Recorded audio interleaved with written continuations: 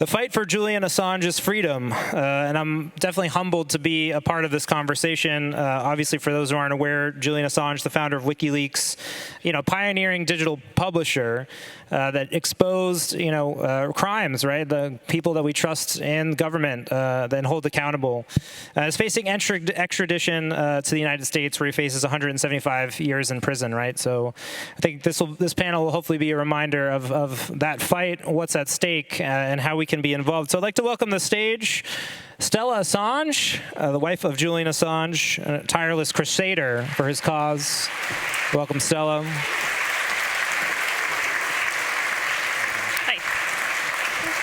Next we have Gabriel Shipton, brother of Julian Assange, also the producer of a film, Ithaca, a documentary that you can see about the case and the struggle. And finally, John Shipton, the father of Julian Assange, and also a producer of the documentary.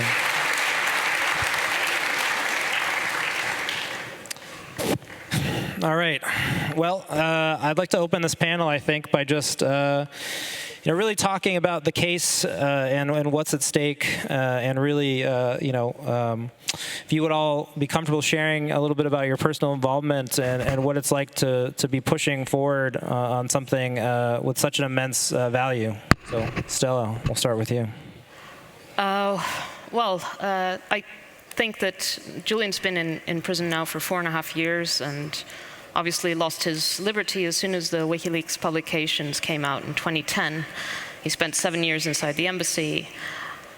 But I think now, 2023, there's really a general sense, a general understanding of the stakes of the case, the enormous injustice, and the greater implications. And I find that there's so much engagement and interest now that wasn't there a few years ago. And a lot of things have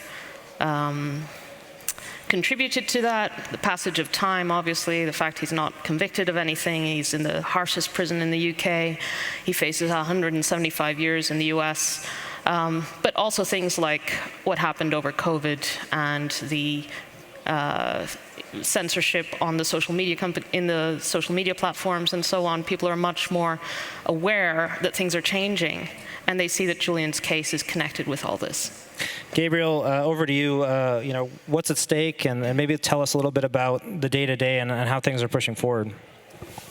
Well, I guess Julian has really been made, an example of to send a message to everyone else that if you do this sort of thing, we can take away all your rights. You actually have no rights. Rights to due process, rights to speech, habeas corpus, all of that can be taken from you. And so it's this sort of flex of power to make an example and to show everybody that if you do this, this is what can happen to you.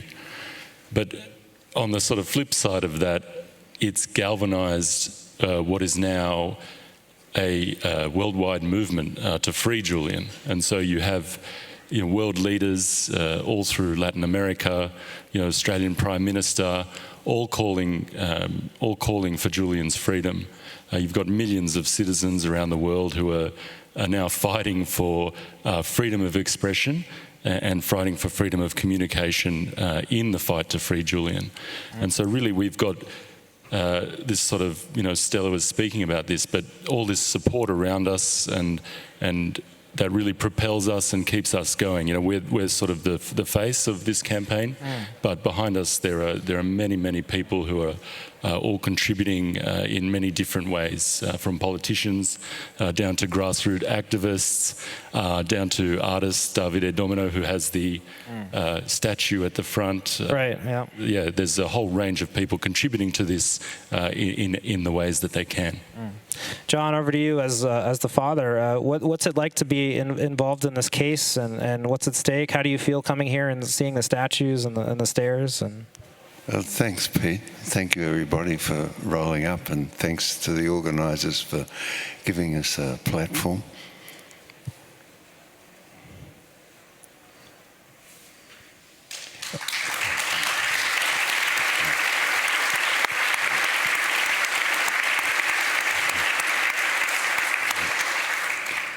what I see is a strata of genius that emerged in the late 70s. Julian Assange, Aaron Swartz, Satoshi, many of them, that the establishment couldn't accommodate, and has only found room to accommodate through the collapse of their own, or sorry, they're not quite collapsed, but the collapsing and ineffectuality of their own institutions. So now they consider making room for Bitcoin. Now, with worldwide support of Julian Assange in every single civic institution, major newspapers have come around. Every parliament in the European theatre, with the exception of Sweden, has an Assange group. Delegations are proposed from France to deputies from the National Assembly to go to Washington. Recently, 6 Australians, parliamentarians, or deputies if you wish, went to Washington and were received by the Department of Justice. They only have made room for this strata of genius through the force, through the appreciation and apprehension of people like you all here. That's pretty clear to us. And that event in itself is a worldwide change. It was said by the lawyer for the New York Times about 4 years ago that Julian Assange's matter is of global importance and global concern. Well, you can see it now. There before the eyes. Raising up is the concern of citizens. And just to add one more sentence, which I find very compelling, is that strata of genius that I spoke of, that I speak of, that's clearly there, you can see it as you're all here at the conference, has arisen from within the people, Right. within the cultures that encompass the people. That genius has arisen from within. It didn't come down from governments. Governments resisted it with every effort they could manifest. So I would take that, to your hearts, because I'm of the generation prior. And so I can see, although I can see the unfolding of this manifest change, but I can't join it, as my zeitgeist is completely foreign. But that's my last comment. There is there to see and to grasp. Well said.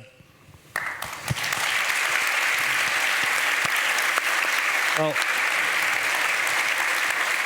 I think you hit on an important point, which is that change starts at the individual level. I was struck by this. I had a chance this week to visit HMS Belmarsh and to stand outside with some of the people who are really on the ground floor. I met this man named Syrian O'Reilly, who's actually sleeping out on the ground in a makeshift tent, defending the signs of support for Julian, actually holding up banners and in the rain, torrential rain, as kind of countless cars, drive by, right? That's really the root of activism, and that's what it takes to create change. Certainly, I found that a really inspiring story, and I was wondering, Stella, Gabriel, can you share some inspiring stories of people you've met who are really championing Julian? Well, you find people who are from a lot of people with very interesting life stories. especially the people who were outside the embassy for years protesting 3 times a week, every week for 7 years. You know, I think one shouldn't underestimate the impact that kind of dedicated activism has on, for example, the people inside the embassy that could see the commitment. And there's, you know, torture victims from Colombia who are, one guy in particular that I'm thinking of who's always there, and people who fled Chile, you know, in the 70s and so on. And they see this struggle for Julian's freedom as part of their own struggle and experience for, you know, against injustice, against this brutal cruelty of, you know, state-backed coercion against an individual. And but there's also, you know, people who come at this from many different perspectives, from all sides of politics, and who understand that this goes to really the very fundamentals, and that actually freeing Julian will make everyone more free, because as long as for every day that he remains imprisoned, you know, it's a violation of the public's right to know, of all the good he has achieved. This is the backlash, and backlash has to stop. Well, something Syrian said that I thought was really interesting was he said that Julian's already free mentally, and that, you know, he's not afraid of death. He's not afraid of these things. I thought that was really inspiring and an interesting way to think about it. Gabriel, inspiring stories that you'd like to share of people out there who are fighting for this cause? God, there are so many. There's so many people fighting out there. You know, we've travelled far and wide advocating for Julian. Just earlier this year, John and I did 60 events around 40 cities all around the United States, showing Ithaca, a film about Julian and about Stella and John's fight to free Julian. And we met, you know, there are these figures, you know, within this movement or within any movement who devoted their life, you know, to freedom or to a cause. But there are also many other people who contribute, you know, just in small ways, you know, whether it's small donations or writing to their representative, or, you know, going to see their representative, or joining a protest or signing a petition. And so I think, to me, those people, you know, they're just as important. They're part of the movement as well, and they come from all walks of life. You know, in the United States, we did an event where people came with their guns, for instance. And so you had, you know, John and I were doing a Q&A, and there were people with their sidearms in the audience. And, you know, I think probably that was the best Q&A that John and I had ever done, with the threat of possible... tough crowd there. Yeah. But just to give an idea of the breadth of people, you know, who have come to Julian's aid and come to his support. John, is there a story or someone inspiring that you'd like to share? Or? Oh. MEB is a Greek supporter. She met her husband, the father of her child, about 13 years ago. She's been a supporter, and now her baby is 12 years old. Well, it's pretty compelling. There are 2 people here who met and married met at an Assange rally, and since then have married. I think that sort of embrace of the feelings that being at the barricades together, and a noble task before you, that you move together to right a wrong, is, I think, one of the high points of life. That to me, is sacred, along with the giving of hospitality is sacred, those two things. I wanted to talk a little bit about press and freedom of the press, obviously core to this case. Bitcoin Magazine, we did the recent cover tribute to Julian Assange, but there's still a fight to get the mainstream press to recognize Julian as a journalist. I was wondering if you could speak to that effort and its successes and where we need to galvanize more support. Stella? Well, I mean, going back to when WikiLeaks broke onto the scene, WikiLeaks brought all these innovations, the encrypted Dropbox, anonymizing software, and so on, which since then the mainstream press has adopted for the most part. There's an article about the WikiLeaksization of the American press. It's all basically become standardized partnerships like now the ICIJ and so on. But there is this mentality from around 2010 when these big publications came, that there was this wanting to other Julian, that he's not one of us. And I think they basically made a bet that if the US government went after Julian, they would find a way to go after him that othered him. And that was a grave miscalculation because, of course, what happened was the Obama administration looked into the case and they said, well, there's no way to differentiate WikiLeaks from the rest of the press. And the Obama administration said, we're not going to indict Assange because if we do, then we're setting a precedent for the rest of the press. And we're not going to do that. And then they commuted Chelsea Manning's sentence. And then Trump came in, and there were lots of leaks, and the Trump administration was motivated to set a precedent, and so they did take the case that would set a precedent against the rest of the press. And the press was slow to really understand what had happened with this Espionage Act prosecution, but they have come round to understanding it. I think their legal departments and so on have looked at the indictment and said, actually, this does affect us. And so, I mean, 4.5 years down the line, yes, we have statements by the editorials of the New York Times, Washington Post, Guardian, so on, saying the case has to be dropped. This case goes, against, it strikes at the heart of the First Amendment, it's very dangerous, and so on. And all the subject experts, like the Committee to Protect Journalists, Reporters Without Borders, that just have, they have a campaign right now. There's a tweet storm today, which you can all amplify. Get out there and start tweeting.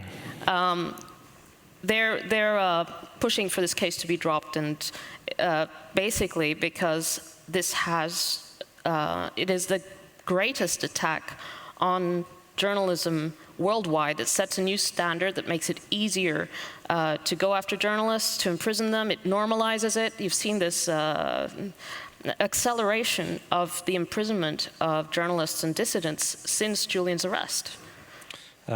Gabe, John, question is, how do we build momentum and mindshare in the press? How do we make this a freedom of press issue? What have you found to be successful in those conversations? Yeah, I guess it's about engaging and really pushing back against these sort of statements that Julian's not a journalist or things like that. Just really pushing hard back against those and using the facts, using factual information. The thing with this case is, with Julian's persecution, is we have the facts on our side. And it's about getting those facts out there and communicating them effectively, knowing them, researching them, and telling your friends or telling journalists that you know, to get them to care about this, to get them to understand what is at stake for them in this, and that by labeling Julian something that it doesn't actually benefit them, and actually that's quite common in authoritarian regimes. The regimes will say, "Oh, you're an activist, not a journalist," right, and they'll go after you. So those sort of labels, they really serve power rather than us as individuals. John, how do you see the press's treatment of your son, and what are your thoughts? I don't like them. I think that they've been scurrilous, at most bitter and malicious calumnies delivered over and over and over to Julian by the press. They've come around lately simply because of the manifestation of the energies in social media, on Twitter and wherever else that people post and converse with each other, has brought about the change. You know, most journalists look at Twitter to select their stories. So it's us that has generated the change, and the press has come along lately with the realisation that they're losing their audience, they're losing their prestige, and as a consequence of losing prestige, the government can lock them up at a whim. So they're here now. I give thanks for that, but I will not let them off the hook for what they've done over the last 10 years to Julian Assange and many others. The next thing, censorship is there by governments or corporations or institutions within government because the logos, the word, works. So chatting to each other, writing to each other on social media, reading each other's posts, over dinner, discussing things, changes information into knowledge, and knowledge based, I'll use the word truth, but truthful knowledge motivates human beings. Governments know that. That's why they whack us with censorship. Power knows this back to front. And we know it too, because the manifestation of our resistance has been the millions and millions of conversations that have been enabled by social media. That was the principal genius of Julian's insight, was to put up a document there on the internet that everyone can access, analyse, make their comments on, and contribute to the way policy is formulated or resist the formulation of policy that disadvantages entire communities. We understand the rottenness of the Iraq War, the grotesque destruction of Libya, the foul, blood-strewn destruction of Afghanistan. We understand it because those documents, 400,000 from the Iraq war files describing the inner life of a war, 90,000 from the Afghan war files, 250,000 from the cable set.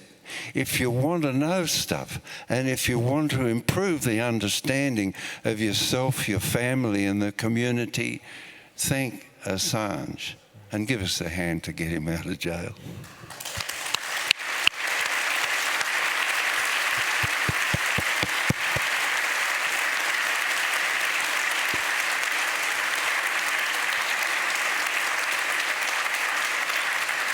I think we have time for one more question, so I'll put it to the floor. How is Bitcoin helping, and how can we help as Bitcoiners, Stella? Well, it's amazing to have, this community behind Julian. Things have gone rotten in the normal world, and just like cypherpunks write code, Bitcoiners do, and they create, and they see potential, and that's what we need: a dynamic and robust community that is building for freedom of speech, and that it stands firmly behind Julian. Gabriel, how can we help? Well, for starters, you just follow along Stella Assange on X, or myself, Gabriel Shipton, on X Twitter for keeping up to date with information and different actions that are going along around the world. Good articles to share among your group and things like that. I think that's one concrete way that people can easily help is just share good information with each other and stay up to date with different actions that are going on. John? Well, they've outlined it pretty clearly. All that's left for me to say is mille grazie. Thank you very much. Thank you, everyone. Thank you.